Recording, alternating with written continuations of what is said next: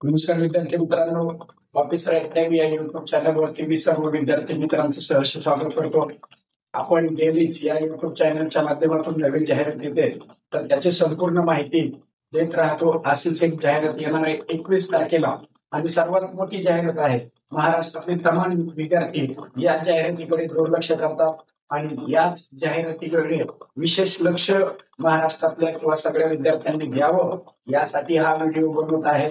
तर व्हिडिओ असा आहे की एक नवीन जाहिरात 21 तारखेपासून फॉर्म फिलअप आहे. त्यामध्ये आपण जर पाहिलं तर IRB बऱ्याचशा विद्यार्थ्यांना माहित नाही की RRB म्हणजे नेमकं काय असतं. Railway recruitment board. Okay, vacancy काढतात. दुसरा त्याच्यातला मुद्दा आहे NTPC. याचा एक बऱ्याचशा विद्यार्थ्यांना माहिती नसतं की NTPC नेमकं काय आहे. Non technical progress categories, popular categories असं NTPC म्हणतात. आता NTPC मध्ये जाहिरात आल्यानंतर 2 टप्पे पडतात, एक ग्रॅज्युएट लेवलचा आणि दुसरा अंडर ग्रॅज्युएटचा.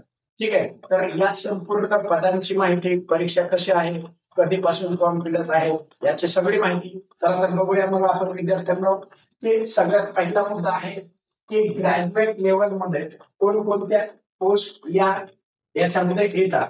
ग्रॅज्युएट लेवल म्हणजे विद्यार्थी जर ग्रॅज्युएट असेल तर त्याच्यामध्ये सगळ्यात पहिली पोस्ट आपल्याला पाहू शकता स्टेशन मास्टर, सांगायला नको. त्यानंतर गुड्स ट्रेन मॅनेजर. ठीक आहे, त्यानंतर ट्रॅफिक असिस्टंट नावाची पोस्ट आहे ग्रॅज्युएट लेवलला. चीफ कमर्शियल फर्म, त्यानंतर तिकीट सुपरवायझर, त्यानंतर senior clerk typist, junior accountant assistant, typing staff senior account, त्यानंतर क्लर्क अँड टायपिस्ट. ह्या ज्या सर्व पोस्ट असतात विद्यार्थ्यांनी त्या सर्व ग्रॅज्युएट लेवलच्या पोस्ट असतात. आता अंडर ग्रॅज्युएट ज्या असतात त्या पोस्ट या ठिकाणी कमर्शियल कम ticket clerk, okay, accountant clerk कम टायपिस्ट, ओके, ज्युनियर क्लर्क कम टायपिस्ट आणि ट्रेन क्लर्क अशा अंडर ग्रॅज्युएट मध्ये पोस्ट असतात. आणि याची सर्वात मोठी जाहिरात आलेली आहे. हे संपूर्ण माहिती सुरुवातीला आपण बघितली पद्धत. त्यानंतर जर आपण पाहिलं तर सेकंडरी पार्ट मध्ये आपण बघणार आहोत. ठीक आहे, सगळ्यात महत्वाचं सेकंडरी पार्ट मध्ये आपण बघूया टोटल वॅकन्सी. ठीक आहे, पहिल्यांदा आपण पोस्ट समजून घेतल्या. दुसरं आहे की एकूण पोस्ट, मी जसं म्हटलं तुम्हाला ग्रॅज्युएट लेवल मध्ये आपण गेलो तर 5800 पोस्ट आहेत आणि अंडर ग्रॅज्युएट लेवल मध्ये गेलो तर जवळपास 3050 पोस्ट आहेत. म्हणजे जवळपास 8850 पोस्टची जाहिरात आहे. ओके, साधी सोपी जाहिरात आहे आणि यासाठी तयारी कशी करायची हे पुढील टप्प्यामध्ये तुम्हाला सगळं काही गोष्टी सांगणार आहे. ठीक आहे, त्यानंतर आपण गेलो तर तिसरा टप्पा बघूया की ग्रॅज्युएट लेवल मध्ये फॉर्म फिलअप करण्याची डेट सगळ्यांना माहित असायला पाहिजे.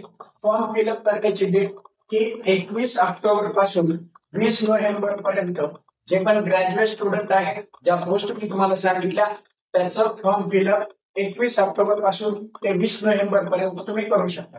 त्यानंतर दुसरं आहे अंडर ग्रॅज्युएट लेवल, त्यांचे फॉर्म फिलअप हे 28 ऑक्टोबर पासून होणार आहे.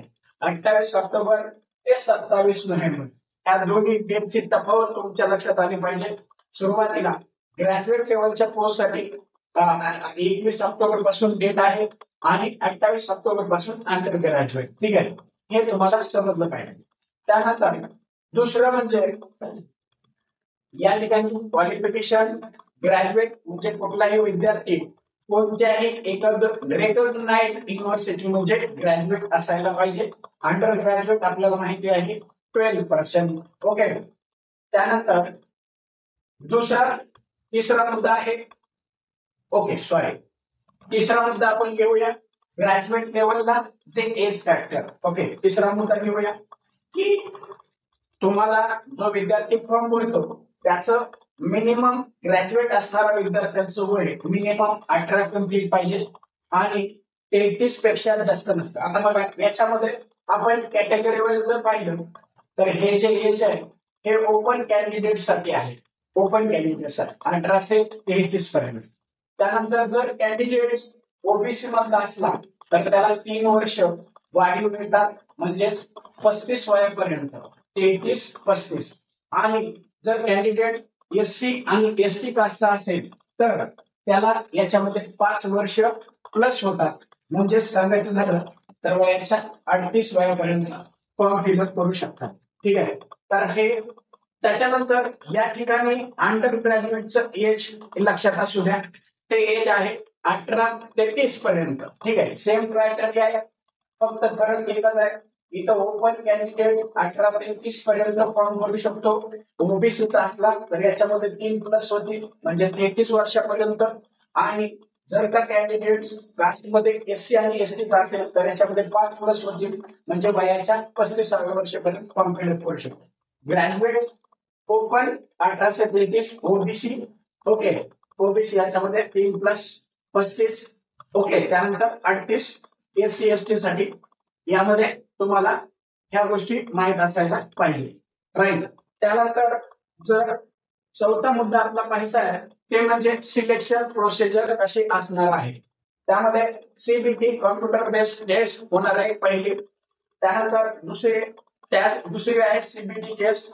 तिसरं आहे स्किल्स टेस्ट म्हणजेच तुमचं टायपिंग होणार आहे. ओके.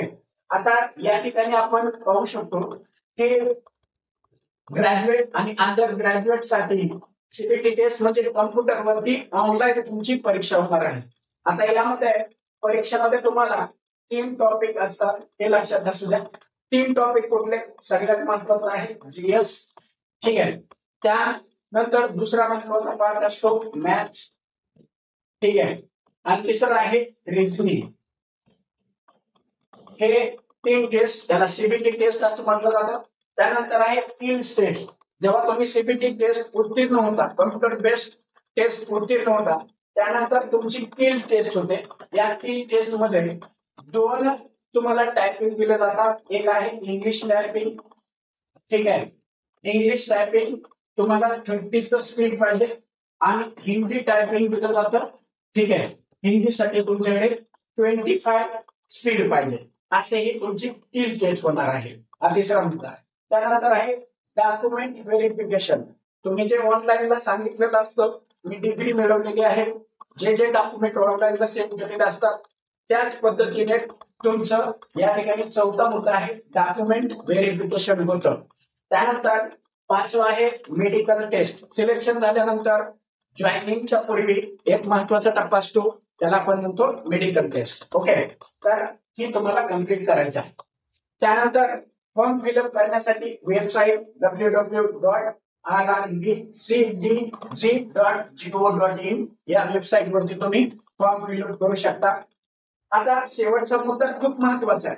तो असा आहे की आपण 50% फी मध्ये विद्यार्थ्यांना लेक्चर देण्याचं काम करतो. आता ह्या लेक्चर मध्ये तुम्हाला काय मिळतंय? दररोज 2 तासाचं लेक्चर असतंय. त्यानंतर इत्थंभूत प्रमाणच्या नोट्स तुम्हाला दिल्या जातील. त्यानंतर टेस्ट सिरीज आहे.